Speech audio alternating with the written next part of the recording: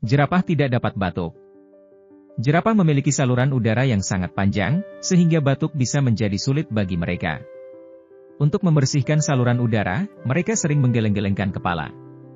Maka dari itu, jerapah lebih sering menggunakan gerakan menggeleng-gelengkan kepala untuk membersihkan saluran udara.